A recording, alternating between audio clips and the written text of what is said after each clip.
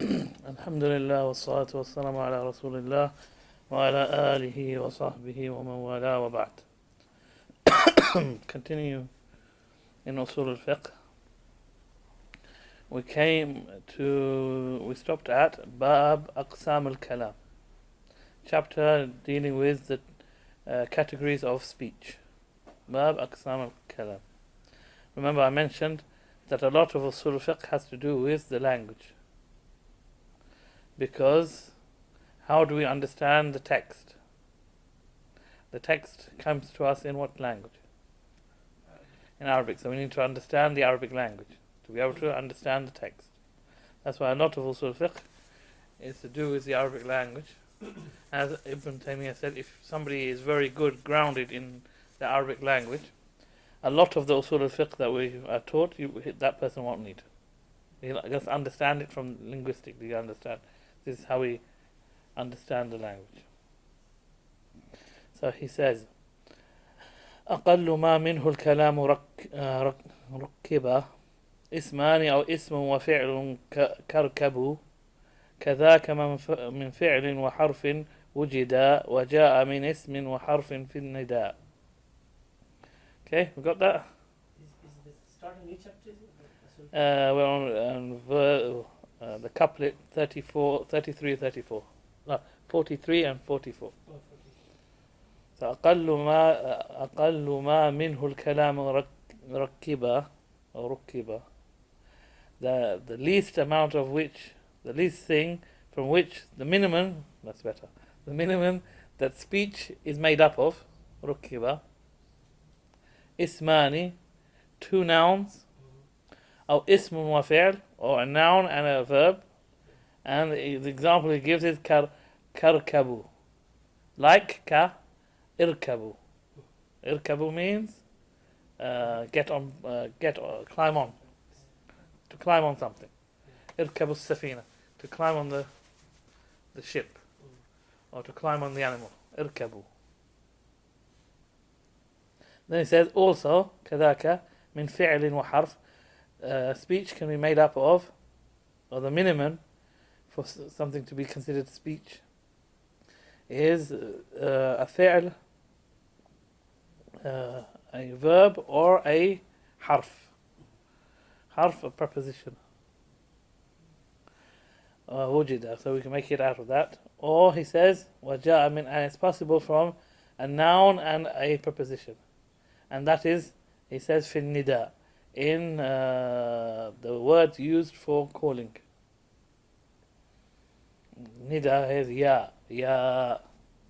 This is for calling, yes? So now Shaykh Ibn Taymiyyah is going to explain that all.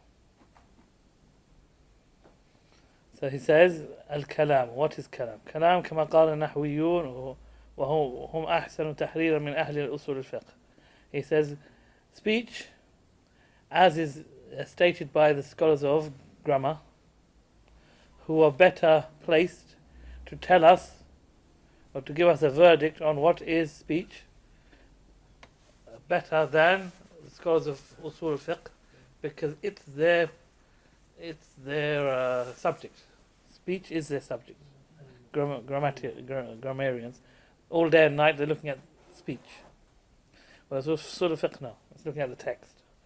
So they're better placed to tell us what is speech. They said, Al-Kalam lafzun mufid. They say speech is beneficial words.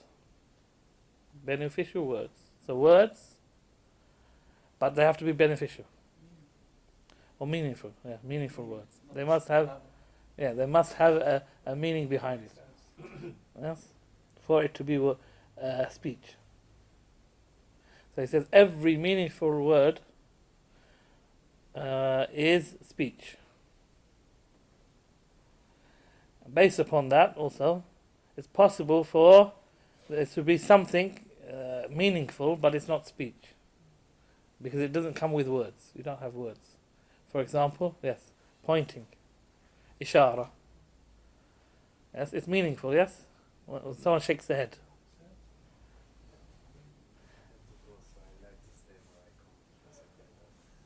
When someone shakes their head, that's ishara. Yes. Ishara. Yeah? So what does it mean? Everybody knows what it means. No. Yes? Oh, yes. But it's not speech. Why is it not speech? There's no words. There's no words, even though there's meaning. It has to have words and meaning for it to be speech.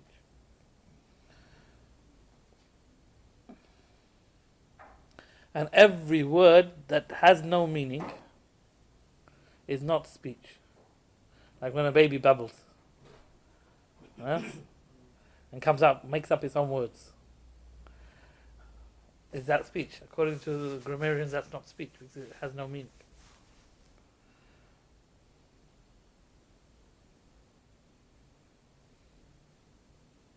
And when we say lafz, word, that means it can't be writing or pointing or indicating. It has to be words, verbally. So then the Shaykh says, if I was to write a letter of 20 lines, and then I gave it to you, then this letter is not speech. Yes? Why? Because, why is it not speech?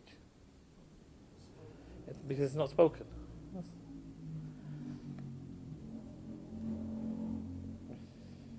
The same thing. He says, if I was to indicate to you to sit down, so somebody standing, you indicate, like, is that speech? No. Why is it not speech? Because it's not words.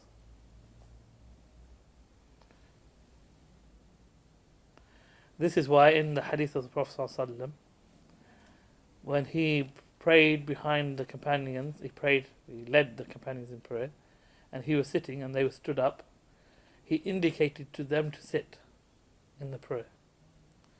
If we were to say that an indication is speech, then the Prophet's prayer would be invalid. Because then it would have been that he spoke. Yes? So indicating in the prayer is not speech, therefore it doesn't break the prayer. Yes? Just like if somebody comes and gives salam and you raise your hand, that's an indication of returning their salam, yes? But it's not considered to be speech. If we were to consider it to be speech, then your prayer is invalid by doing that.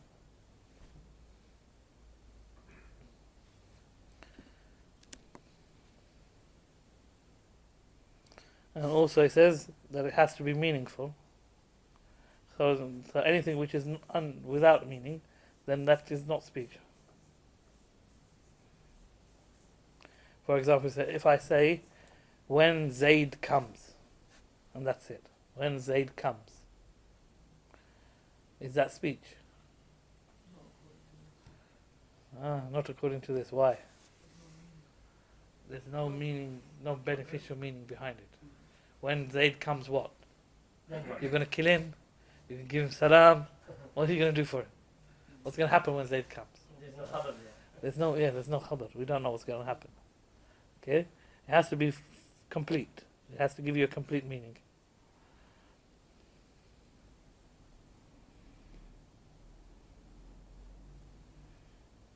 And then he says, even if I keep adding words to it, for example, if Zaid comes, if Zaid, the brave, the knowledgeable, the generous, the believer, the fearful of Allah, the generous, and keep adding.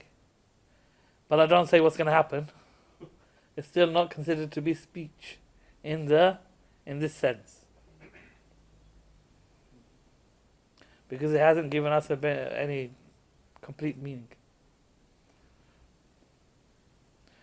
If somebody was to say, As-sama'u fawqana wal-ardu tahtana, is this speech?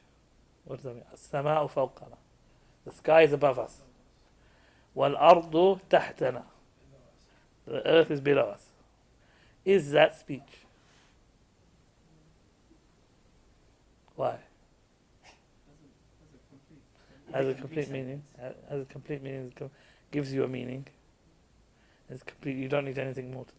He says, some of the scholars have said this is still not speech. Yeah, because it hasn't given you anything new. No, Didn't give you anything. You already know the sky is above you and the earth is underneath you. It hasn't given you anything new. So in reality, you haven't benefited from that sentence. You haven't benefited anything. So it says, these scholars say, for it to be speech, it should give you new information, something you didn't know, something beneficial to you. Yeah, this is the definition of information. Something you didn't know until that person said it. So it says, some of the grammarians say that this type of something that you already know is not considered to be speech. Because the benefit from that word, benefit from speech, should be in that speech itself, and not that you already know this word, this concept you already know it. However, the majority of the Nahwiyin, the grammarians, say no, it doesn't matter. It can be already known. The most important thing is that from that sentence you get a meaning, and it's complete. Whether you knew it before or didn't know it, that doesn't concern us. Just from that sentence, the sentence is complete and it gives you a complete meaning.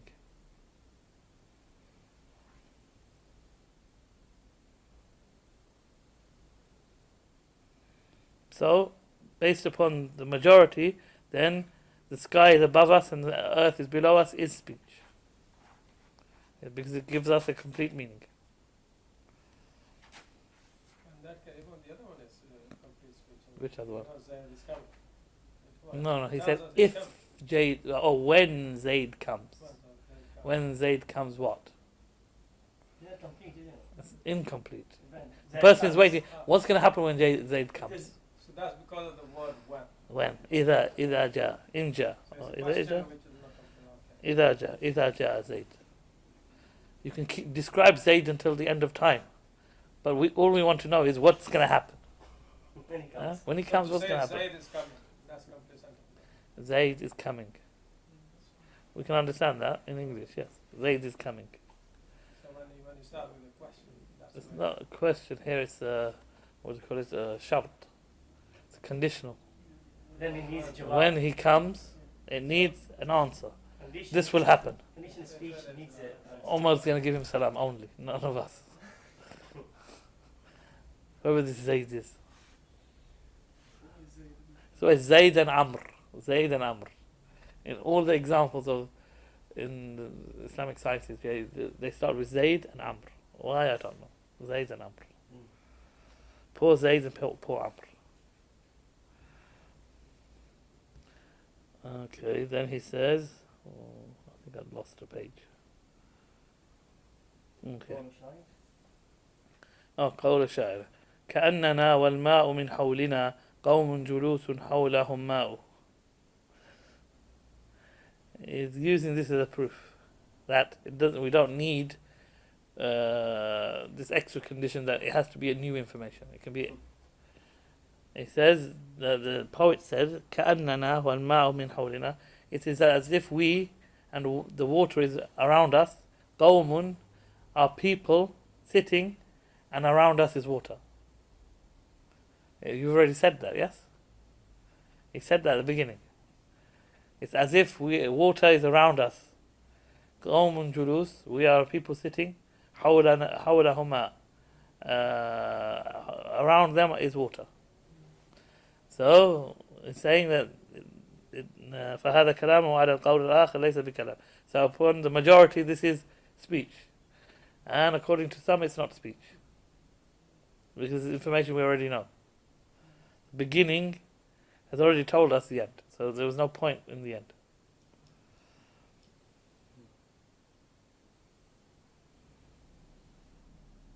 He says because if he was to say the water is around us and the people are sitting, then there's no reason for him to add and the water is around us again, because he's already said it.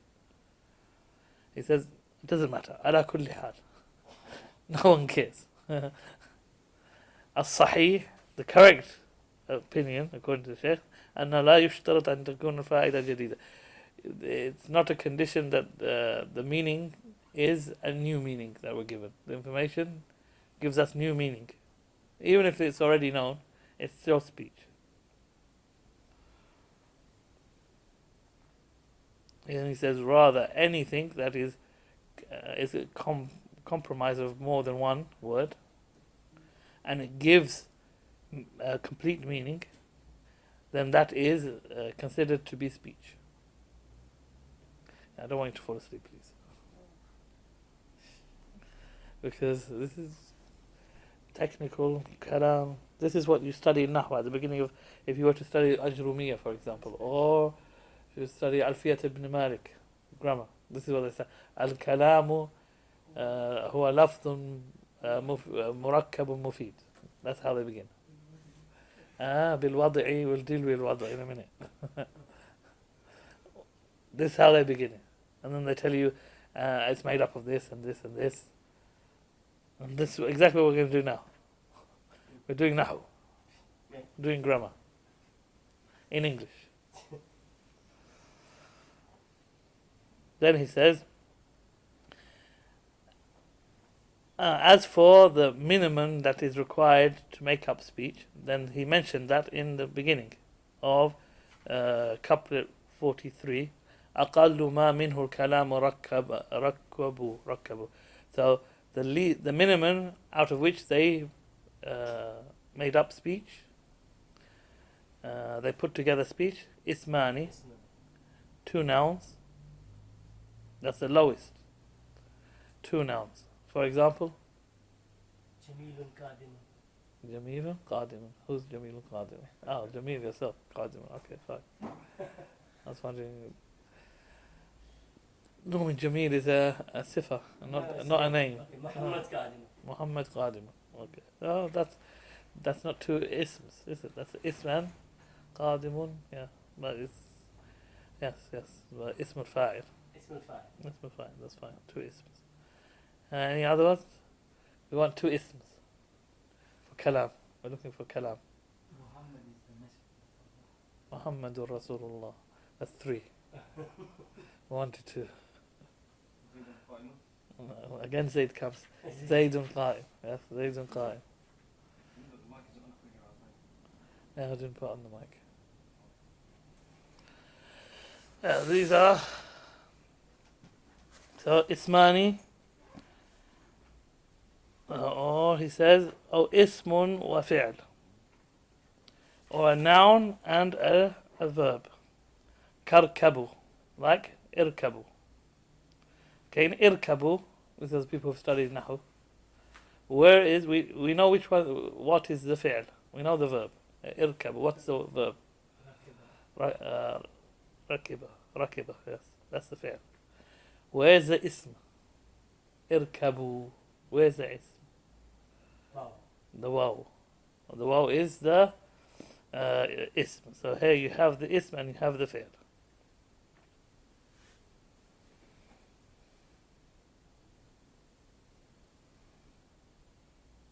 So he said, when we say minimum, what do we mean? That's the lowest number.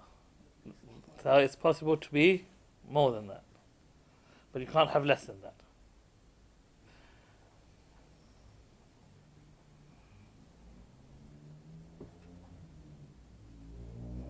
Al-ilmu nafi'un.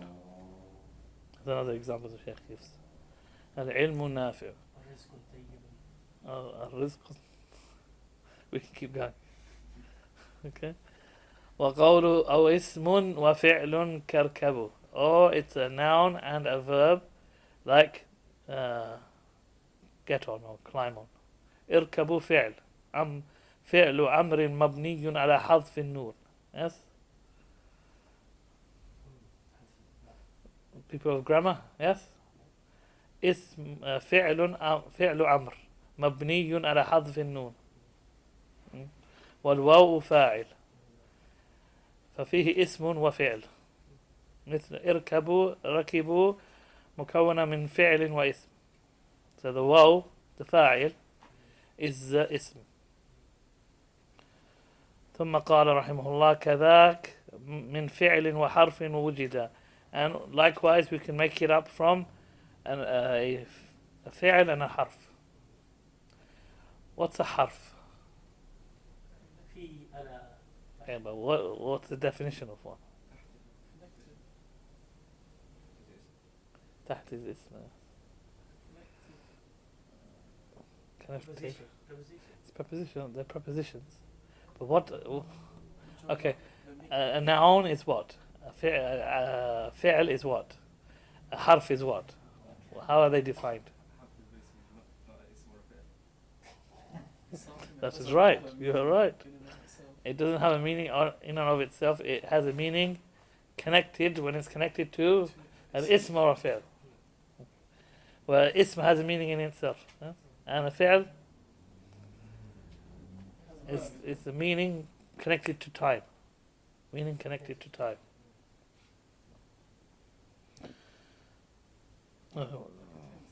It's the tense, time.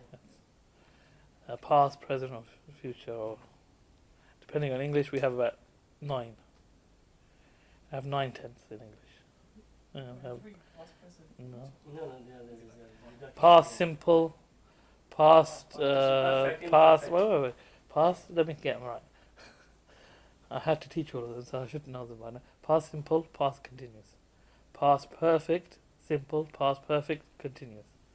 And then you keep going. Present simple, present continuous, present perfect simple, present perfect continuous. Then you have future, the same lot. We have too many in English. Too many in English. It's very confusing. You actually have them in Arabic as well, but they're connected to other things. They're not just in and of themselves. But in English you have them in and of themselves.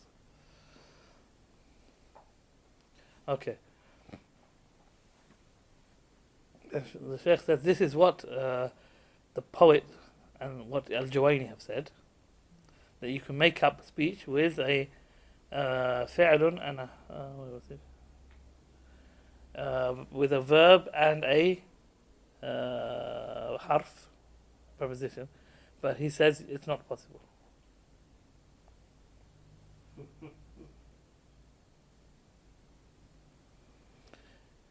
The examples they use is, for example, they say ma qam or lam yaqum. Ma qam lam yaqum. What does that mean? He didn't stand.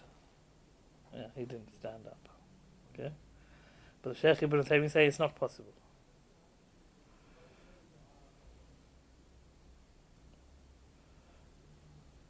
And he says the reason for that is, he says the minimum it needs is 2 nouns, or a noun and a verb, because the harf in itself has no meaning.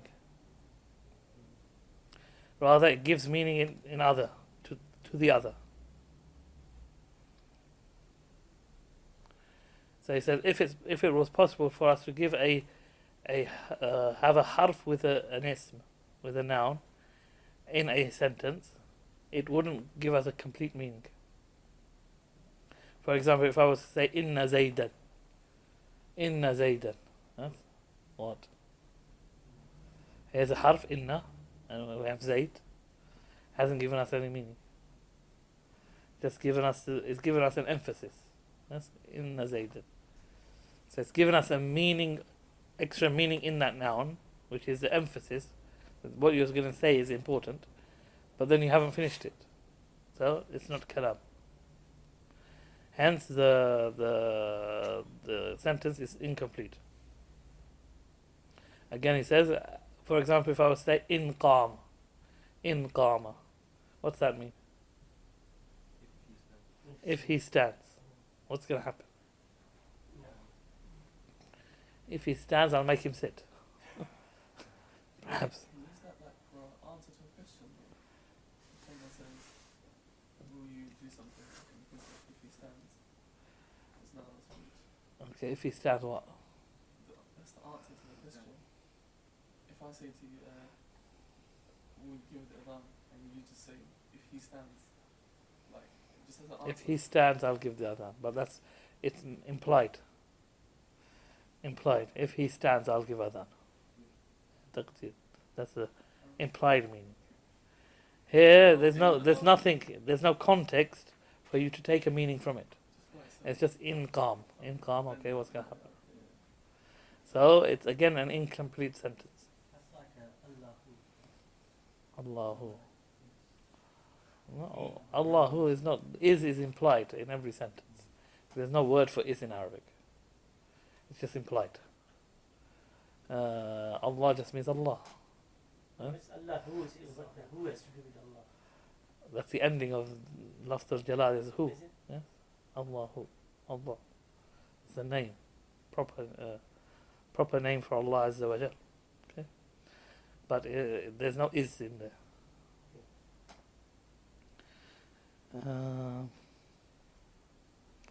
So when they say who, is that considered kalam?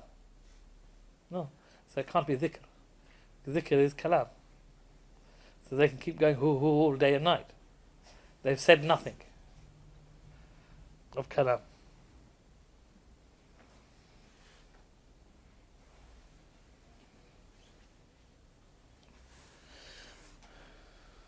And then he says, as for the example they give as a proof that you can have a speech made of a verb and a harf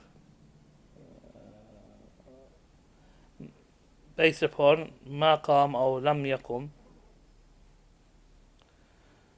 and they say that the ism is the dhamir mustatir fil fi'lain, and the he that is implied is the noun.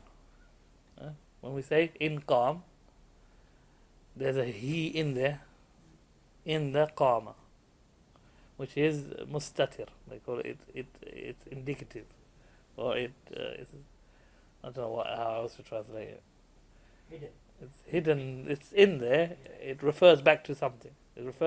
It should refer back to someone that's already been mentioned. Otherwise, you'd have to give the one who you're talking about. Yes?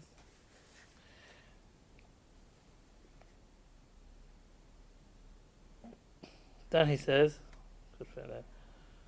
وَجَاءَ مِنْ إِسْمٍ وَحَرْفٍ فِي النِّدَاءِ. Then he says also they say that the minimum can be possible a noun and a harf, and that's in a nida. What's the nida? Yes, calling. I think somebody give me a good word for it, apart from calling. Nida. It's calling. Ya, whatever. Yeah. Again, Ya Zayd. Leave poor Zayd alone. Ya Amr. Okay. يعني أن الكلام يتركب من اسم وحرف. He said that they're claiming it's possible. So, huh? Invocation. Isn't that dua? Nida is close to dua. Okay, perhaps. They claim again when he's indicating that this is incorrect. Yeah? ضرب مثالا, and they give you the example of invocation of the nida. فإنك تقول يا زيد ويتم الكلام. You say أو زيد. Again Zayd, poor Zayd. أو زيد. And that's it. You give it a complete meaning. You're calling upon Zayd. Yes? So the ya is a harf and Zayd is ism. So you've got the two things. Then he says, again we say that this is incorrect. Because ya is nida, yes. It's a harf or nida. But the nida has within it the meaning of dua. فإن قلت يا زيد فكأنما تقول, if you say oh Zayd, it's as if you said I'm calling upon Zayd.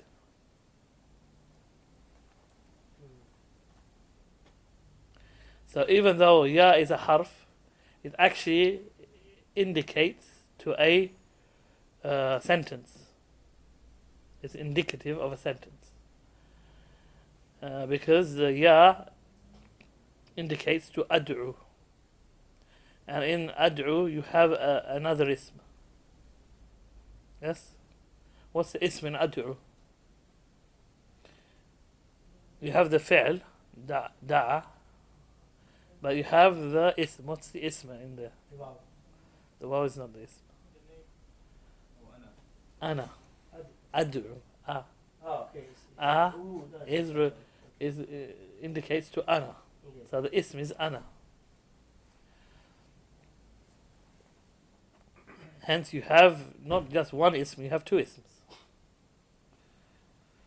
And the harf.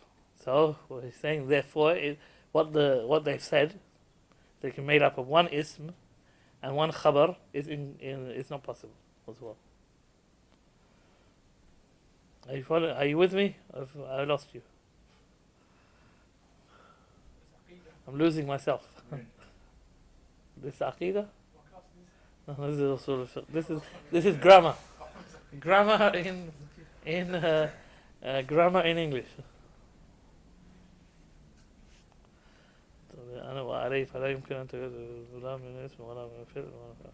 So basically, the Shaykh says the only way, the minimum is two nouns.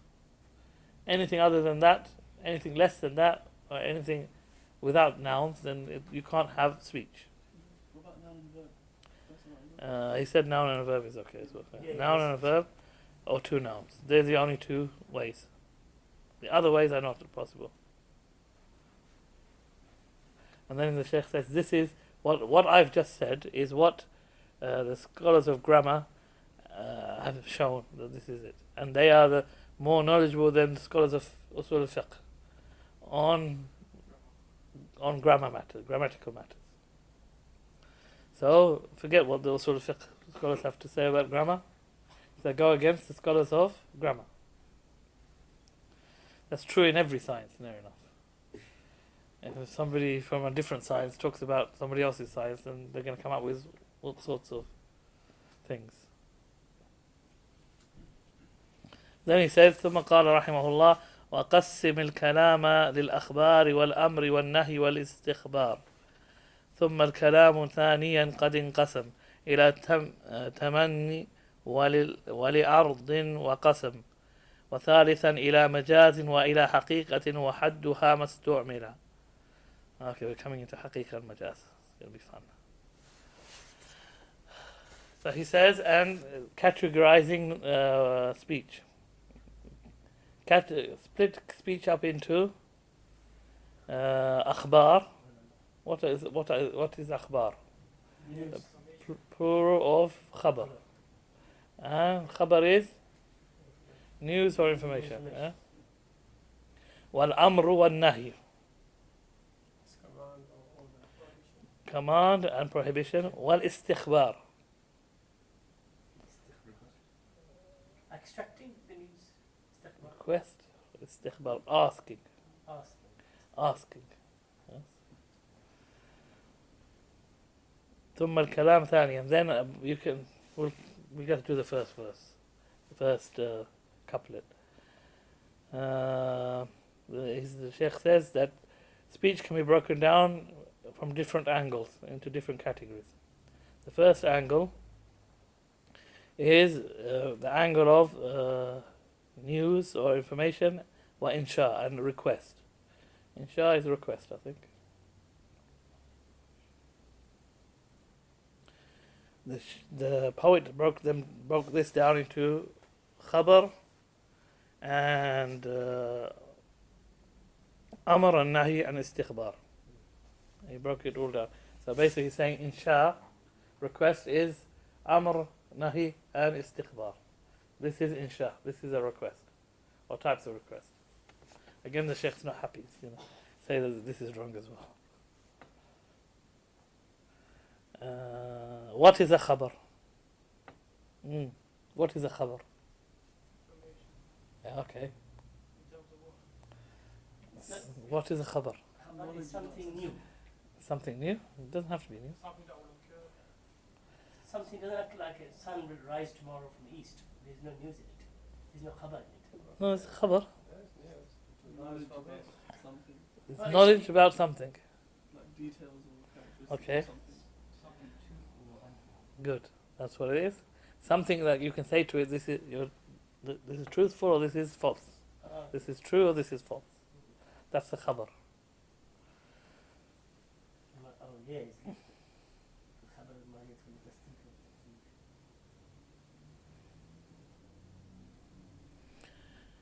He's saying that statement you can say that it's true or false, not the person saying it is true or false.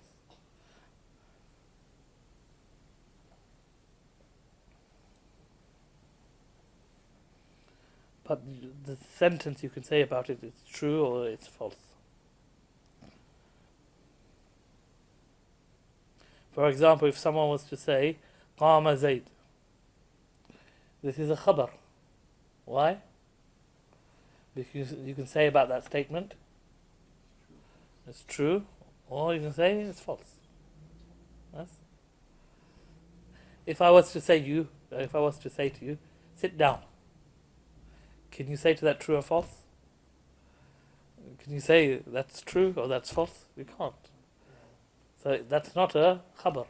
But it's Amr. So the Shaykh saying that Amr is That's amr. That's different than khabar. It's a type of kalam, but it's different than khabar. It's a request. Follow. Why did Imam Jawaini say that this is all of these are insha? What was the... He didn't say it. The Shaykh Ibn Uthaymeen is saying all of these really are insha. All of these are... Are really insha. And then, but he misses out a few. Al-Jawaini misses out a few. In his Waraqat, he misses out a few. And that the Shaykh's not too happy with. Later on, when he says, he's not too happy there. But then he says, no problem.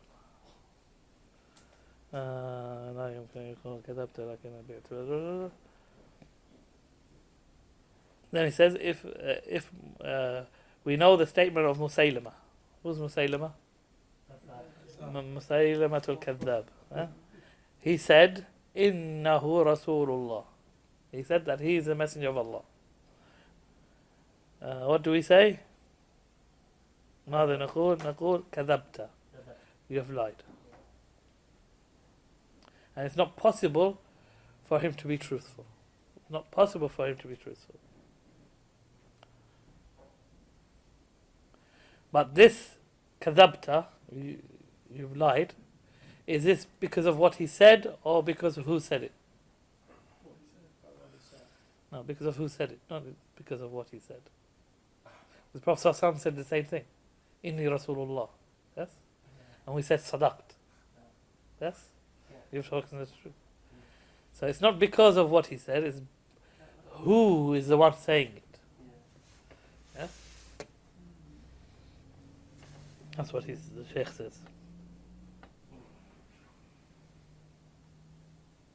Then he mentioned, as for the Prophet ﷺ, Muhammad ibn Abdullah al-Hashimi al-Qurashi, he said the same thing, Inni Rasulullah, and we said sadaqt, you've spoken the truth, and it's not possible for us to have said kadhabt, because of the one who said it.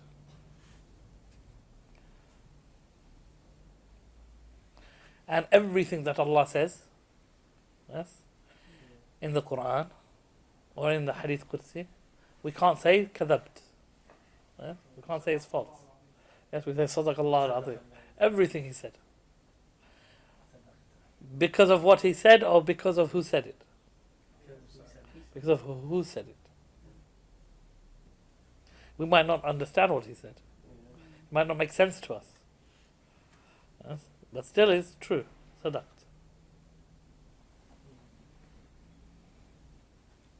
Then he says, now let's come to command. And he said, for example, if someone was to say ifham, I don't think anybody would say ifham. Maybe in English, understand. You understand. Ifham. فهذا أمر. This is an command. Here you can't say you're lying. Oh, you're telling the truth. What's your answer if somebody says to you ifham? أطعت أو أصيت. I obey or I disobey. Yes. However, if somebody asks you the question, fahimt, did you understand? Then what can you say? Huh? If somebody said, if I said about myself, fahimt, yeah, we'll say, use that one. I'm saying I understood. Okay. I'm telling you, I understood. Everything that was said, I understood it. What could you say back? MashaAllah. No. You can say sadaqta kadhabt. You can tell me, you're telling the truth. Yeah, you did understand. Oh no, you're just making it up. Yeah. So that means it's a khabar. Yeah? It becomes a khabar.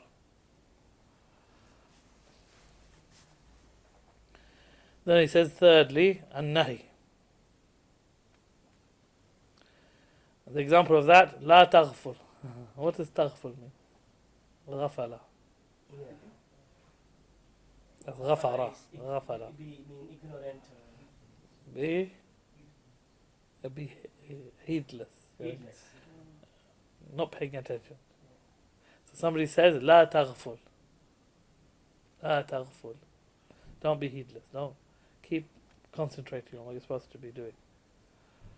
Again, you can't say sadaqta or kadhabt. Because it's not a khabar. It's a nahi. Again, you say, I will do or I won't do. I accept or I don't accept. Then he says the fourth one, al-istikhbar. Al-istikhbar يعني به al-istifham. Asking a question. For example, if somebody asks you, هل فهمت? Did you understand? Can you say sadaqta or kadhabt? Huh? No, what do you say? Now. You either say na'am or la. You might not understand. Huh? Generally, we don't understand. But we say yes. Students just say, keep talking. Keep going.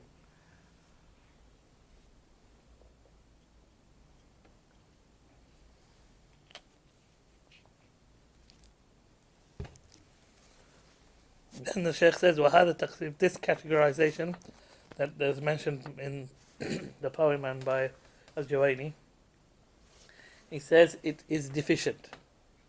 There is some deficiency in it, in reality. However, we can excuse them because this is a summarized book. So you can say, لكن الكتاب مختصر. Yeah, مختصر. It's summary. It's a very simple, straightforward. في شيء من القصور. من القصور. القصور means deficiency. Deficiency. Yes, you do use it in qusur. But you mean fault. Yeah, okay, deficiency, fault. Similar. Benefits of knowing Urdu. Then he says the correct categorization is for it to be said, speech is either khabarun or insha. It's either khabar or insha. It's either khabar was news or insha is request. And all these other things fall under request. So whatever you could say tasdeeq or takdeeb, you can say sadaqt or kadhabt, that is khabar. And anything that you can't say that to, then that is insha.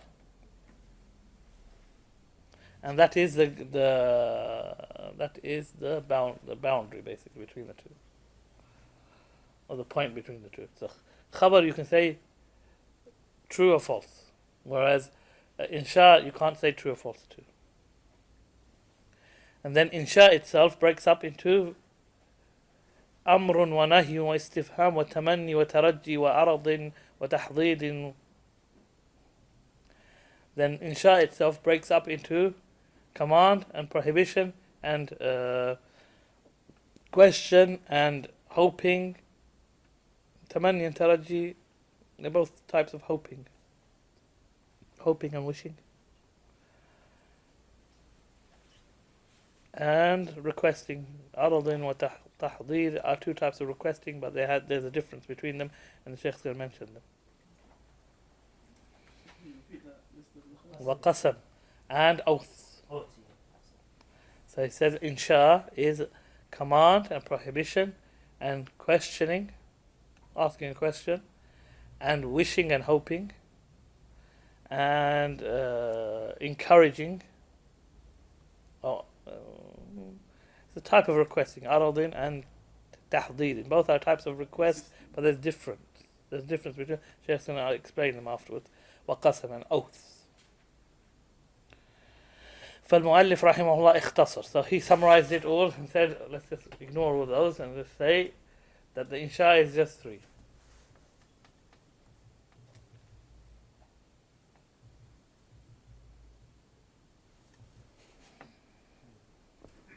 So then he said, but the most important thing is that you know that the speech is broken up into khabar and insha. That's the most important thing. And in the Quran sometimes Allah will say something in a way which is in khabar, but He means by it insha. He wants you to do something, but He will say it in a way which is khabar. That's why we need to know these things. Like in Surah Al Imran, ومن دخله كان آمنا ولله على الناس حج البيت من استطاع إليه سبيلا ومن دخله كان آمنا. Whoever enters the haram, then he is safe. That's khabar. But Allah means that you make him safe. Yes? What is meant actually is insha. So Allah is telling us that anybody who enters the haram is not to be touched with any harm. But here's a khabar, and sometimes it means insha.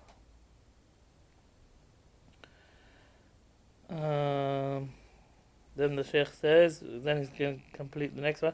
ثم الكلام ثانيا قد انقسم إلى تمن ولعرض وقسم. Then he's going to mention the other groupings. وهذا هو الوجه الثاني من تقسيم الكلام. This is another way of categorizing speech. Then he says, however, in reality, this couplet is a continuation of the one before it. And it's not a separate categorization. It shouldn't be a separate categorization. Again, the Shaykh is not happy. فالتمني والعرض والقسم من قسم الإنشاء. He's saying this tamanni and arad and qasam are from insha, from request. Hence, there is no need to make this a separate categorization. So then the Shaykh says something. فالمؤلف رحمه الله لم يحرر المقام كما ينبغي.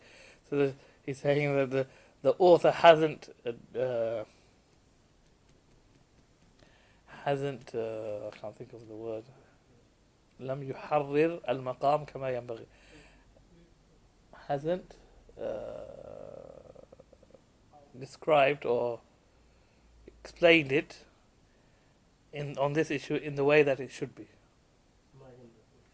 In the way it should be. Now, it could be that the mu'allif didn't know it, or it's just that he didn't say it correct in the correct terms. Then he said, وقوله رحمه الله إلى تمن. التمني داخل في الإنشاء.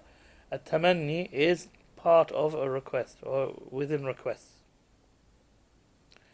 This the tamanni. What was tamanni? I've already said it many times. What's tamanni?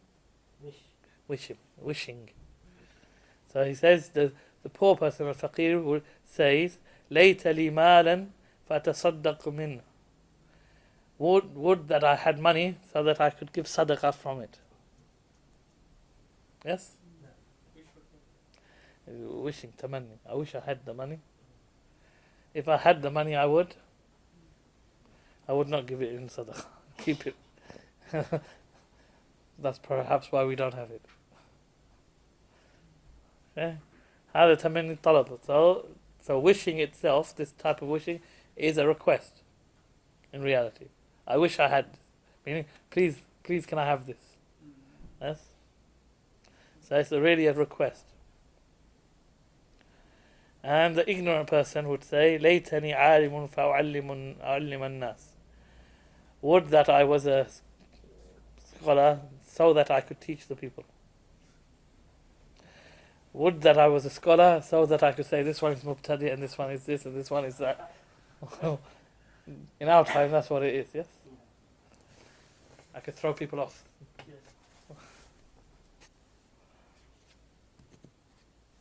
Or would that I was a scholar so I could be famous. All of these things nowadays. هذا إنشاء. This in reality is a type of request. فكل تمن فهو إنشاء. Every tamanni, every wish is really a request. والعرض أن تعرض على أخيك شيئا تقول ألا تتفضل عندي. عرض. That you how do you translate? أن تعرض على, you offer, or you present or offer to your brother something, and normally it's in a nice way. So you say, why don't you come and eat with me? Yes? Perhaps تتفضل, or come with me. هذا عرض. وقول إبراهيم عليه السلام للملائكة ألا تأكلون. ألا تأكلون. This is عرض. He's requesting them to do something in a nice way. ألا تأكلون. Will you not eat? هذا أيضا عرض. والعرض هو ما يكون برفق واحترام. This request, this asking them to do something, is normally with kindness and respect. Whereas tahdid, which is the other type of asking them to do something, but it's with iz'aj wa quwwa, with in a harshful way. And harsh iz'aj really means annoying. Iz'aj, to be annoying. Forceful and annoying. So quwwa would be force, and iz'aj is you're not doing it in a good way. For example, you say to your friend, will you not come in? He's standing outside. Will you not come in? هلا تدخل. And what was it? There's no kindness in it, and there's no respect. And just get in. Huh?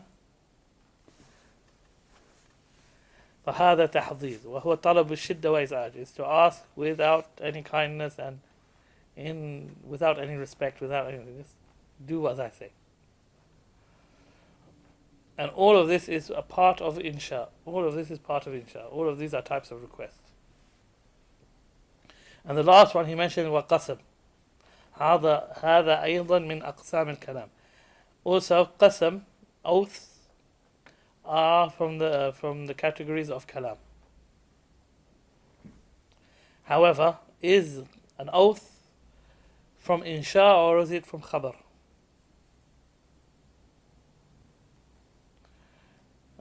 Who wants to answer that one? Is it khabar or is it insha? Insha? You say khabar. You indicate it's khabar. Anyone else? Khabar? Oh, well, the Shaykh says it insha. And al-qasm nafsahu insha. The thing which is being taken the oath by, the thing you're taking the oath by, is the khabar. Yes, is the khabar. فإذا قلت والله إني فاهم. By Allah, I have understood. فالجملة فيها خبر وقسم. You have خبر and you have قسم. والله هذا قسم. لا يمكن لأحد أن يقول لك صدقت أو كذبت. When you say والله, no one can say you're telling the truth or you're lying. Just from the qasam itself. And we know for any khabar, as soon as the khabar comes, you can say you're lying or telling the truth. Therefore, it can't be a khabar. It has to be, the qasam has to be a insha. Because it doesn't fall into the category of khabar. As for inni fahim, I have understood, then you can say, no you haven't. Yes you have, yes. Then that's the khabar.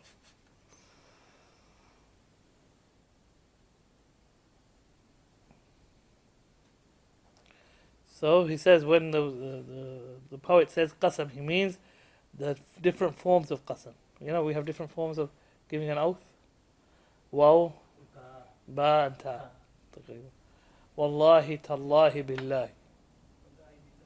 Huh? Wallahi, billahi, tallahi. These are the three. But we can only swear by Allah or by the sifat of Allah. And nothing else. People who swear by the book of Allah. That's from sifat of Allah. What they mean is by the Quran. And that's the kalam Allah. So when it says, oh, it's just meaning the word like wallahi by itself, and not what comes after it. That stuff after it. Qasam is that bit, the thing you're swearing by. Or the wording that you use to swear. That wording, wallah, that word. Is that a khabar or is that an insha? Like saying, I promise, or I swear. I swear. Yes. I'm truthful. So Yeah, that's the khabar part. I swear I'm truthful. The swear you can't say you're telling the truth or you're lying. But you're truthful, then we can debate that. That's debatable.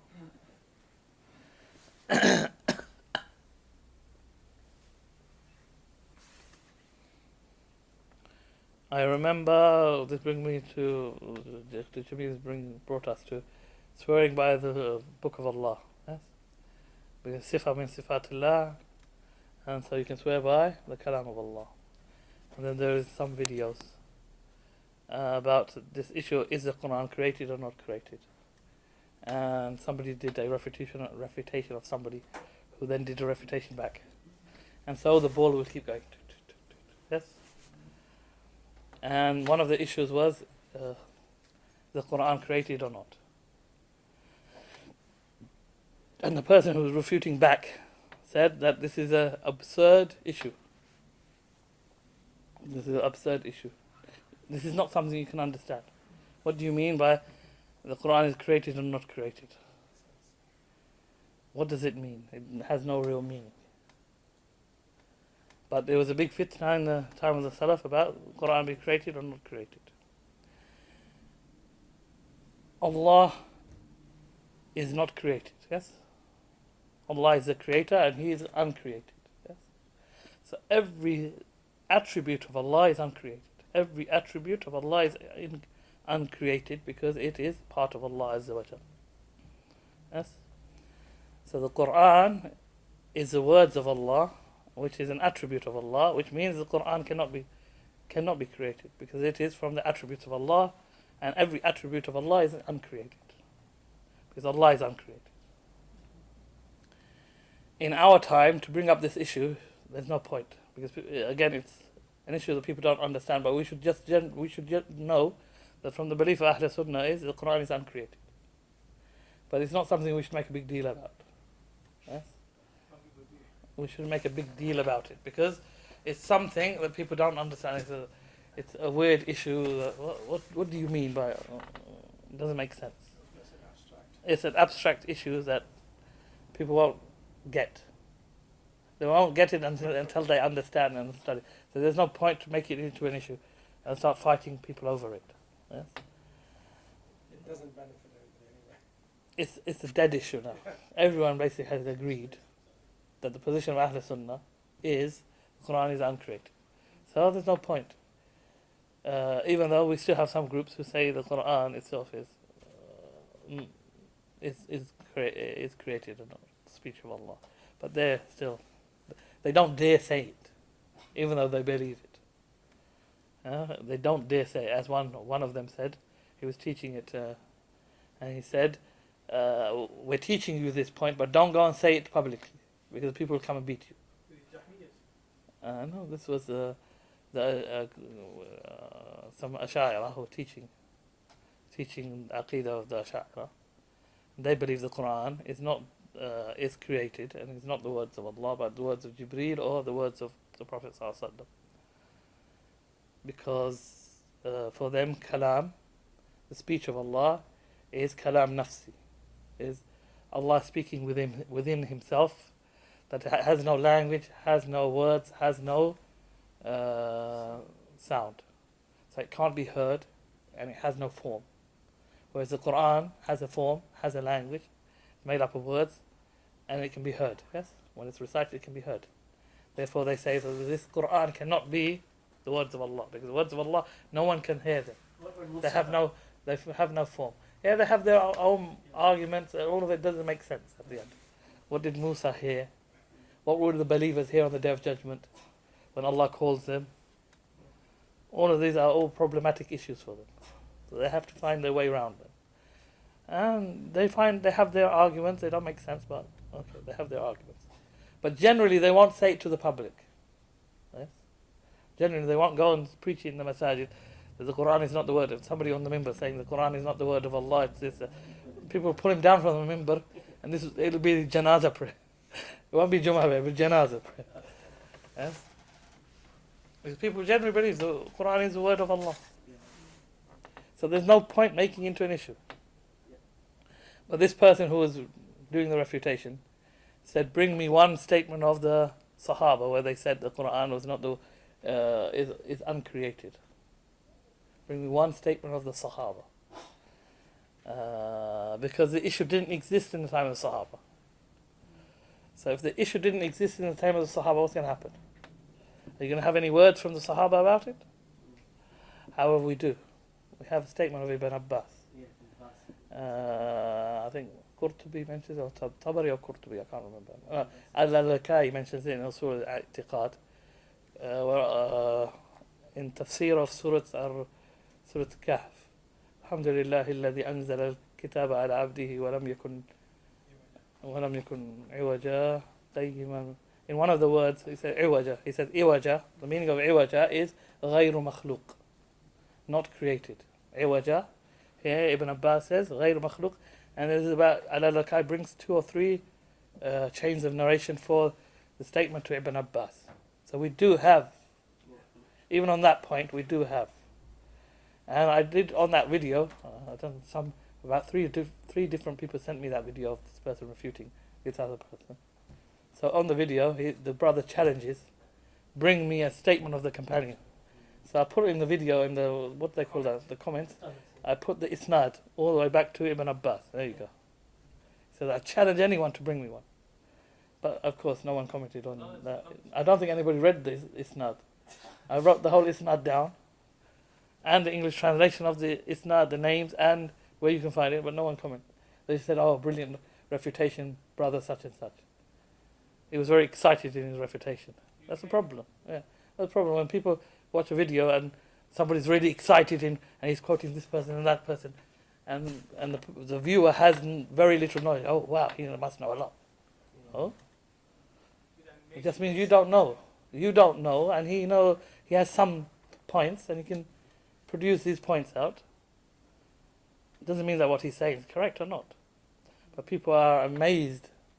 I don't know why they're amazed. I just thought it was both sides were talking rubbish, and there was no point to it at all, really. And there was no point to give a platform to somebody who's you're refuting somebody who's unknown. What's the point of it? Just giving him a name. Yes. Many Salafi brothers, they thought the refutation was good, and they were asking the other side. They thought? They thought the refutation was good. Oh, you know what I'm talking about then, okay. Yes. No, it was useless. His refutation was useless. It's just that you don't know, if you haven't studied these issues, you don't know. He was just quoting one person, one scholar, and just making it as if he knew what he was talking about. He was just quoting Al-Shawkani. Everything he said was from Al-Shawkani. Every single thing that he said from, I remember the was from Shawkani. And Shawkani is, doesn't matter if he's Zaydi or not. The issue is, Shawkani is when? Shawkani is only 150 years ago. And that's the only person he could quote from. So it's like all the scholars of the past of no use. Let's quote Shawkani. And Shawkani was quoting Ibn Hazm. He was quoting on an issue of music. I think on the issue of music. Even that, bringing up the issue of music, there's no point. They said it's allowed, though. Imam Shawkani, Ibn Hazm did, yes. Ibn Shawkani seems to agree with Ibn Hazm because he quotes Ibn Hazm. However, that doesn't. The ijma' on the issue of music is from the time of the Sahaba, and every generation, the ijma' has been narrated to us. As Shaykh Turayfi mentions in his books, he gives every generation, every 100 years or so, he gives somebody who gives the ijma' on the issue. It's true that some of the Sahabas, they used to listen to the music that they like. No, none of the Sahaba listened to any music. None of the Sahaba listened to any music. None of the Sahaba. He mentions Imam Malik. I think he mentions Imam Malik. He would allow it and listen to it. Iftira, lie against Imam Malik. The scholars, it's clear on the issue of music is very clear. Anyway, but again, there's no point. Alright, he brought some hadith out that week, and so what? Everything that brother used against him was weak, yes. From what I remember of his checking of the hadith, and so what? The scholars did use daif hadith on issues. Just because some people say we don't have anything to do with daif, when you look at the Salaf, they did. They did use the daif narrations on things. But what really annoyed me is the way he was saying, this is daif and going overboard. Okay, and it's daif, okay. The person who was in the video. I don't want to mention his name. I want his opinion. Huh? I want his opinion on music. I don't know who You follow his opinion in music? What? what they're arguing about. Music. We don't want to go into it. I think we should go back to the subject. Let's go back to the subject It's going too of far. kalam and insha. So, no, it's not worth it. It's a waste of 40 minutes or so. So the Quran is not created. The Quran is not created, and we have a narration from Ibn Abbas. Surah Al-Kai. Then he said, ثالثا إلى مجاز وإلى حقيقة. I think we're going to need another lesson for this مجاز and حقيقة, because مجاز and حقيقة are a difficult issue. And he says the third type of categorization is to categorize speech into literal and metaphorical. Majaz is metaphorical and haqiqa is literal. Yes? So speech can be metaphorical and speech can be literal. Now there's a whole difference of opinion. Is there in the Quran or in the Sunnah of the Prophet ﷺ or in Arabic language metaphorical speech or not? Does it exist or does it not exist? Ibn Taymiyyah is of the opinion it doesn't exist. Ibn al-Qayyim goes a bit further and says it's a taghut. Metaphorical speech is a taghut. And what's a taghut? Something worshipped other than Allah. So he goes further than his teacher says it's a taghut. What do they mean by it doesn't exist? It doesn't exist. Everything that Allah says, everything the Prophet ﷺ says, everything that is said in Arabic is literal. So just It's literal. Because we have another group who says there is no literal. Everything that is said is metaphorical. There is no literal. No, some scholars. They said that nothing, if I say I'm drinking water, it's metaphorical. so do they mean in Arabic generally? They'll come up with something. Huh? So do they mean like just in the Quran and the Sunnah or in Arabic in general, the language? Those who don't accept metaphorical. In both of them. Those who don't accept metaphorical, they differ. Whether some of them say, the majority of them say it doesn't exist even in the language. Some of them say it doesn't exist in the Quran and the Sunnah, but it exists in the language. But that doesn't make sense. As if you're going to say it exists in the language, then, and the kalam of Allah and the Sunnah of the Prophet are in Arabic, so if it exists in the language, then it has to exist in the Quran and the Sunnah as well, because it's part of the language. Okay? So in reality, either you say it exists or it doesn't exist. If you say it doesn't exist, you have to say it doesn't exist not in the book or the Sunnah or in the Arabic. You have to say everything. There's no metaphorical speech in Arabic at all for you to be correct. Which one do you follow? It doesn't matter. I said Ibn Taymiyyah says it doesn't exist. However, all of it is it's all a what do they say? Argument with no benefit behind it. There's no benefit at all. In this whole argument, there's no benefit. In the end, it comes to the same. Whether it exists or doesn't exist, it doesn't make a difference. Anyway, but we need another lesson for that, inshallah. We'll stop there. Sallallahu ala nabi Muhammad wa Allah.